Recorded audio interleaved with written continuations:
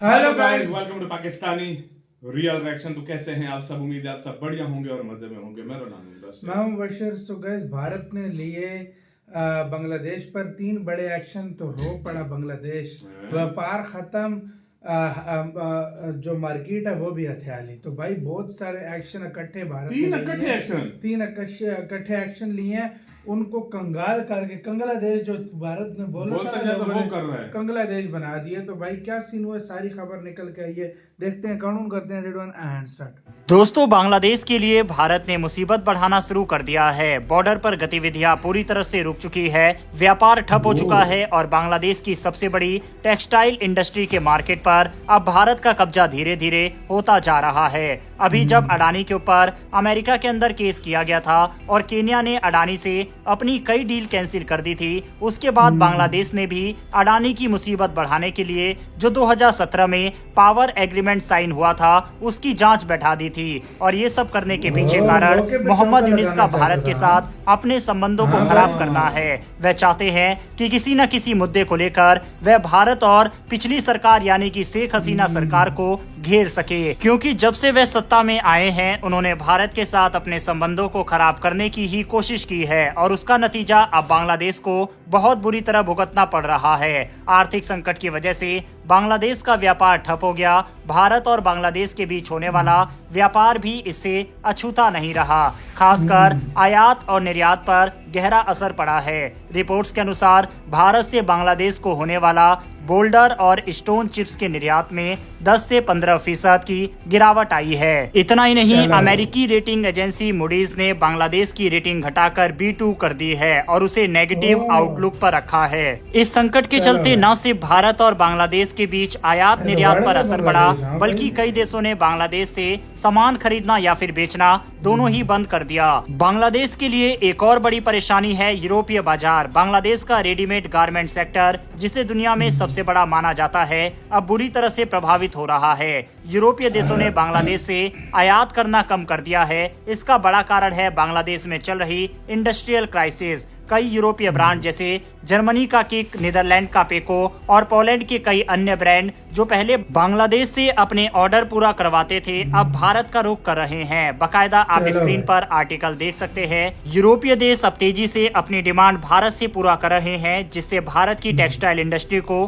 काफी बूस्ट मिल रहा है। ये स्थिति भारत के लिए एक सुनहरा अवसर लेकर आई है। भारत के रेडीमेड गारमेंट और टेक्सटाइल सेक्टर को यूरोपीय बाजार से बड़ी डिमांड मिल रही है। वित्तीय वर्ष 2024-25 में अप्रैल से अक्टूबर के बीच भारत ने यूरोप को $5.66 बिलियन के टेक्सटाइल एक्सपोर्ट किए हैं, जो पिछले साल के मुकाबले 6.4% ज्यादा है। इस बढ़त में सबसे बड़ा योगदान रेडीमेड गारमेंट सेक्टर का है। अकेले इस सेक्टर ने $3.18 बिलियन का एक्सपोर्ट किया है। ये इसलिए भी खास है क्योंकि बांग्लादेश रेडीमेड गारमेंट का दुनिया में दूसरा सबसे बड़ा निर्यातक है। भारत को न केवल यूरोप में पुराने बाजारों से फायदा हो रहा है जैसे जर्मनी और इटली, बल्कि नए बाजार भी मिल रहे हैं। इनमें ऑस्ट्रिया, स्लोवानिया और ग्रीस जैसे देश शामिल है। ये देश पहले बांग्लादेश से सामान मंगाते थे, लेकिन अब भारत से आयात करने लगे हैं। बांग्लादेश के अंदर छाए इस आर्थिक संकट के पीछे जो सबसे बड़ा कारण है वह है राजनीतिक अस्थिरता।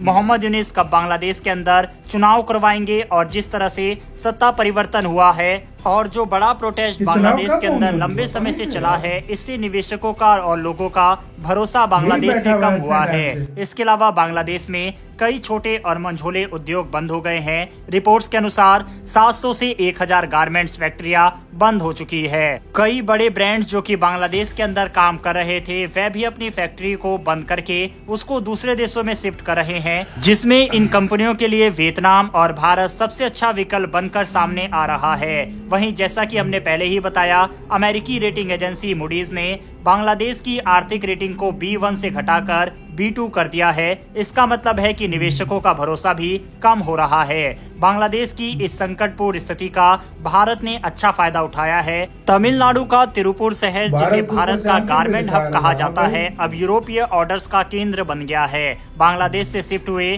कई ऑर्डर्स अब तिरुपुर में पूरे किए जा रहे हैं। बांग्लादेश को इस स्थिति से बाहर निकलने के लिए अब सिर्फ भारत के सहारे की ही उम्मीद है। बांग्लादेश के लिए अब भारत ही आखिरी उम्मीद बचा है।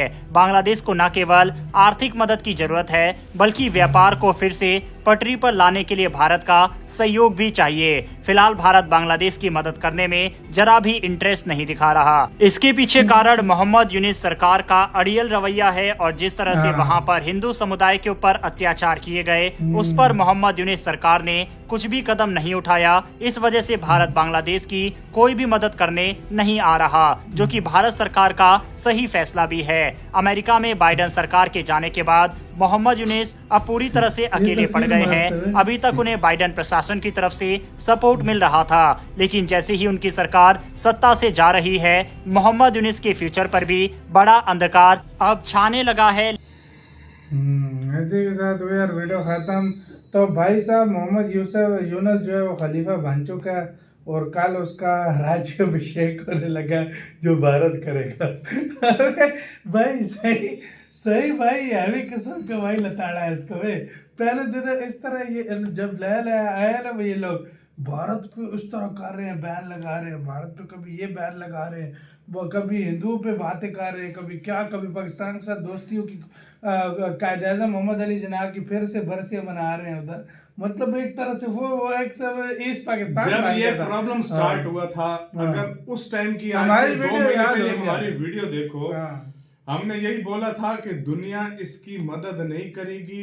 बांग्लादेश अभी वो चल रहा है नया बांग्लादेश को इंडिया के पास आना पड़ेगा और इसका कारोबार तबाह हो जाएगा। ये वही सेम सिचुएशन, वही चीज हुआ है। भारत एक तो भारत को कुछ करना भी नहीं पड़ा, खुद ब खुद भारत के पास अपॉर्चुनिटी आ रही है। तो लाजिम बात है 1000 टेक्सटाइल इंडस्ट्री उधर बंद होगी तो किधर आएंगे? इंडिया के पास सारे आ रहे हैं, तो खुद ही ऑर्डर भारत को मिल रहे हैं।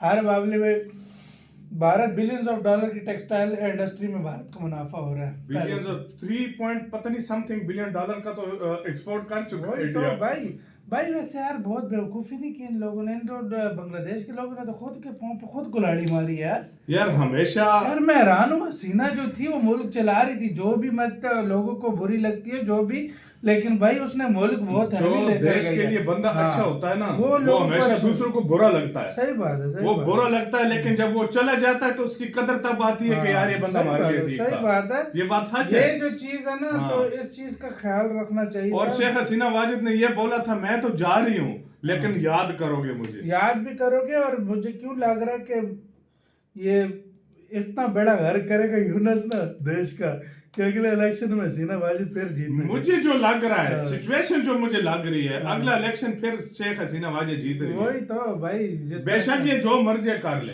सही बात है, मुझे जो लग रहा है, बाकी मैं कुछ नहीं कह सकता भाई, वक्त आने की बात है, लेकिन इंडिया ने तबाह कर दिया उसको। आपका इस सारे मामले पर क्या कहना है, अपनी राय बताना। अपना बहुत ज्यादा ख्याल रखना तो है।